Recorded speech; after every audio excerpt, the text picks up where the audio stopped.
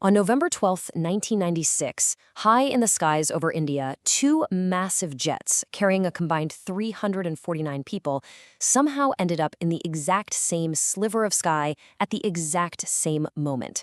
Today, we're going to deconstruct the anatomy of that unbelievable disaster. You know, the first person to realize something was wrong wasn't even an air traffic controller. It was an American pilot flying nearby.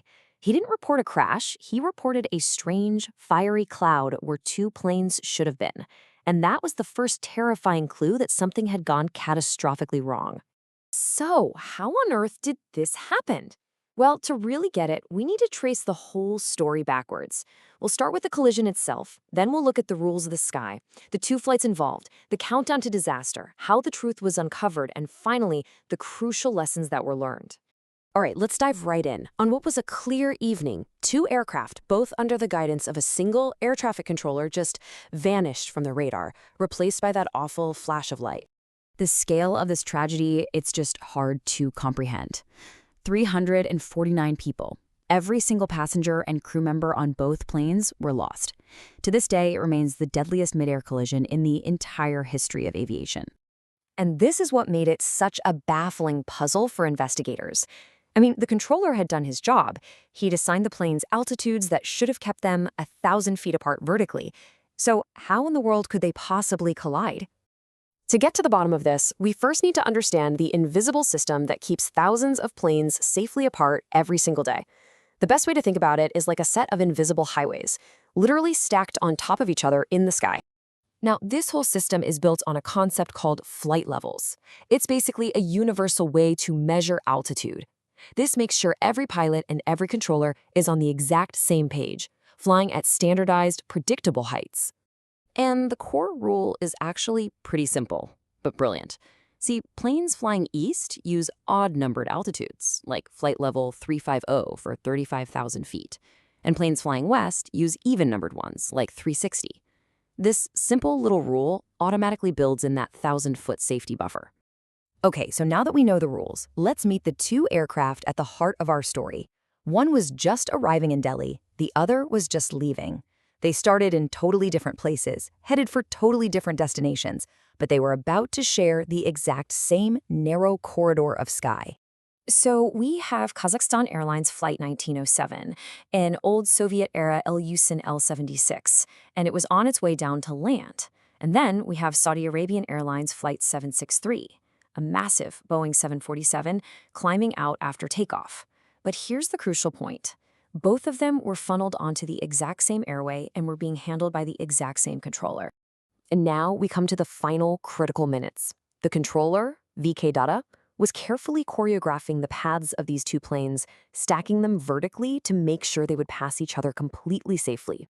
As you look at this timeline, everything seems, well, totally routine. The Saudi 747 gets cleared to climb to 14,000 feet. The Kazakh plane is told to descend to 15,000. Both crews confirm their instructions. I mean, on paper, everything looks absolutely perfect. 1,000 feet. That was the plan. 1,000 feet of empty air between them. A standard, safe separation margin that was, in just a few moments, about to completely disappear.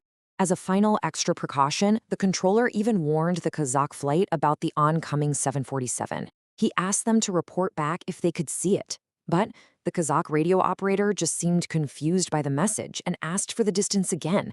A tiny delay, a small miscommunication that would prove absolutely fatal. So how did they collide? Well, what the investigation uncovered wasn't one single simple mistake. It was a catastrophic chain, a cascade of failures that all lined up perfectly. The flight data recorder, the black box, it revealed the absolute horrifying truth. When the Kazakh crew reported they were level at 15,000 feet, they weren't.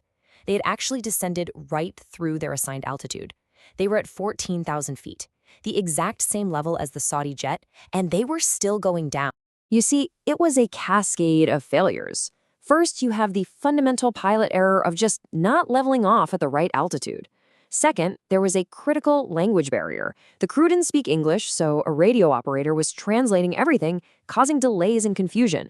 And third, A failure of technology on the ground. The controller's radar was old, it couldn't show him the plane's altitudes, so he was completely blind to the disaster that was unfolding right in front of him. But here's the thing. The sheer horror of the Charkey-Dodry collision became a catalyst, a trigger for a global revolution in aviation safety, all with one goal: making absolutely sure a tragedy like this would never, ever happen again. Probably the most significant change was making TCAS, that's the Traffic Collision Avoidance System, mandatory. It's an automated system right there in the cockpit. If two planes get too close, it doesn't just warn the pilots, it gives them direct, opposite commands. One plane to climb, the other to descend, basically taking human error out of that final, critical equation. And the reforms didn't stop there. TCAS became mandatory on big planes everywhere. Strict English language proficiency became an absolute requirement for all international pilots, getting rid of that translation delay. And crucially, airports all around the world upgraded to secondary radar, the kind that shows not just where a plane is, but how high it is, too. So in the end, could a simple language barrier and an outdated radar screen really lead to something this catastrophic? The answer is a pretty sobering yes. This disaster proved that in the incredibly complex world of aviation, sometimes the smallest cracks in the system, a misunderstood word, a number you can't see on a screen, can line up to create the most devastating tragedies imaginable. But it also shows our incredible ability to learn from them, to build a much, much safer sky from the lessons that were written in tragedy.